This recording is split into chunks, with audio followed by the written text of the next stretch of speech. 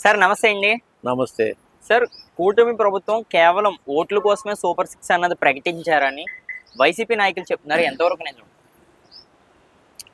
YCP నాయకులకు వాళ్ళకు ఎంత చెప్పినా బుద్ధి రాదు.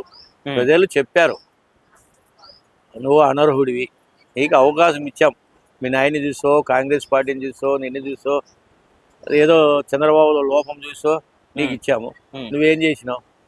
హత్యలు, కారుణ్యాలు, అన్నీ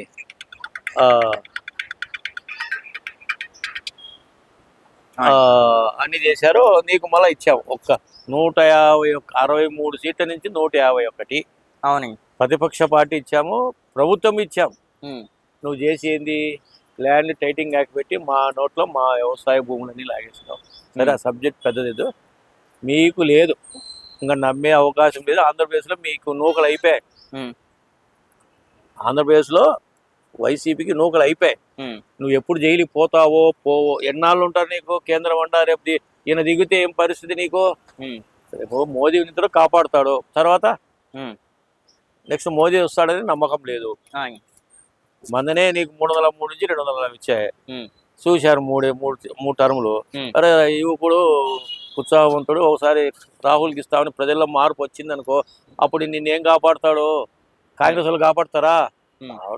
ఎండి పొద్దు అని మాటల. ఇంకా మీరు అన్నారు సూపర్ 6 ఖచ్చితంగా ఇస్తారు, ఈ కొండపోయే ప్రసక్తి లేదు. పింఛన్లు ఉద్యోగులు ఇబ్బంది పడకూడదని వాళ్ళకి కరెక్ట్గా ఇచ్చుకుంటారు. ఆడికి ఎంత బడ్జెట్ పోతుంది? రాష్ట్ర ఆర్థిక నిన్న 3,10 లక్షల ఎంతో బడ్జెట్ పెట్టారు. అయినా కూడా ఆడికి అరకొర 14 లక్షల కోట్ల అప్పు. మీరు రోజుకి ఇప్పటికి కూడా స్కాములు బయటకే వస్తున్నాయి. ఎక్కడి నుంచి డబ్బు లేదు, ఏమి ఇవ్వాలా? మేము చెప్పింది ఓకే, ప్రజలకు మంచి చేయాలనే ఉద్దేశంతో మీకన్నా మెరుగైన పాలన ఇస్తామంటేనే మాకు వేసారు, లేదా మీకే వేసిండే వాళ్ళు. అది గులకరాయో కోడికత్తు డ్రామాలో పక్కన పెట్టు ఇచ్చినాం. అయితే మాకు వేసారు, మేము చేస్తాం. 1 సంవత్సర కాలం అనుకో. ఇప్పుడు ఈ నాకు తెలిసి జూన్ జూలై లోపల ఆడబిడ్డల నిధి 1500, నిరుద్యోగ వృత్తి ఆడబిడ్డలది 1500 పెట్టేశారు. బస్సుది పెట్టారు. అది బస్సు విషయానికి వస్తే ఆగస్టు 15 అన్నారు, సంక్రాంతి అన్నారు, మళ్ళీ ఉగాది అన్నారు. ఈ ఆగస్టుకు ఈ లోపల ఈ 2 అయిపోతాయి.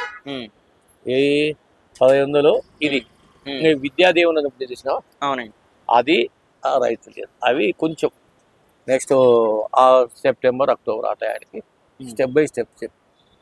నిన్న మీరు ఒక విషయం చూశారు లేదు, ఎంతవరకు నిజమో నాకు తెలియదు. 1,50,000 కోట్లు అప్పు చేసినాను నేను అని సీఎం రేవంత్ రెడ్డి చెప్పాడు. అవునండి, చెప్పండి. సీఎం రేవంత్ రెడ్డి చెప్పాడు, దాంట్లో 1,50,000 కోట్లు అప్పు కట్టానన్నాడు. అంటే నా అప్పు 5,000 కోట్లు. నేను ఈ సంవత్సర కాలంలో నేను చేసిన అప్పు 5,000 కోట్లు. రేవంత్ రెడ్డి మీరు చేసిన దానికి నేను అప్పు కట్టా 1,50,000 కోట్లు. అది ఎవడైనా కట్టాల్సిందే. చంద్రబాబు అయినా కడుతూ ఉంటాడా? ఇక్కడ వీలైన కట్టాలి. ఎందుకంటే ఆ అగ్రిమెంట్లు దేశానికి సంబంధించేటి కదా. ఆర్బీఐ కానీ ఇంకోటి కానీ అవి కట్టాల్సిందే. ఒక రోజు అటు ఇటు date to date check bounce అవుతుంది. అవునండి. లేదంటే చెక్ బౌన్స్ కేసులు అట్లయితే ఇంకో రోజు జీవితంలో అప్పులు పుట్టవు. కాబట్టి నా అప్పు 5,000 కోట్లు అని చెప్పాడు. అది నిజమని నేను అనుకుంటున్నాను. రేవంత్ రెడ్డి 1,50,000 కోట్లు అప్పు కట్టాను, 5,000 కోట్లు నాదేం చెప్పాడు, నేను చేశాను. మళ్ళీ ఏం పథకాలు ఇచ్చేటి ఇస్తున్నాడు. మొన్న ఆర్టీసీకి కొంత డబ్బు కట్టాడు. తర్వాత వీళ్ళకు ఉద్యోగస్తులు ఒకరోజు అటు ఇటు ఇస్తున్నాడు. ఇప్పుడు తెలంగాణ ఇలా ఉన్నది, కానీ తెలంగాణ కన్నా ఇప్పుడు ఆంధ్రప్రదేశ్లో కేవలం ఇప్పుడు కూటమి ప్రభుత్వం అధికారంలోకి రావచ్చని, బాబు గారు అమలు చేయలేని పథకాలని జనాల్ని కేవలం మబ్బి పెట్టొచ్చని మాత్రమే అనుకుంటా సూపర్ 6 ఇచ్చారని కూడా మాట్లాడుతున్నారు. ఇది ఎంతవరకు కరెక్ట్ అనుకోవచ్చు? ఇప్పుడు అస్తవ్యస్తంగా ఉంది వ్యవస్థ. ఎవరైనా అపార్థం అనుకోవచ్చు, ఆలోచన చేస్తే డెప్త్ గా అనుకోవచ్చు ఇస్తాడు. కొంత ఆయన చెప్తున్నాడంటే ఈ విధమైన పరిస్థితుల్లో ఉన్నాయని ఆయన కూడా ఇచ్చాడు. దాని మీద ఒక 10 రోజులు పేపర్ గ్యాపే లేదు. పేపర్ కానీ ప్రింట్ మీడియా కానీ ఏదన్నా కానీ అయితే దాని గురించి కూడా ఇచ్చేసేట్లేదు. కొంత టైం స్టెప్ బై స్టెప్. ఇప్పుడు నీకు ఇది లేకుండా ఉంటే ఈ 2 పథకాలు వచ్చాయి.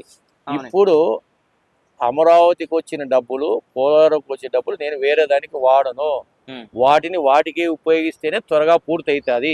ఇది తీసుకొచ్చి జగన్మోహన్ గారి దాంట్లో పెట్టి ఆ డబ్బు తీసిపోయి ఉద్యోగస్తులు దీనికి వాడి, పంచాయతీరాజ్ తీసుకొచ్చి ఇంకోటి వాడి స్కాములు చేసి నేను చేయను.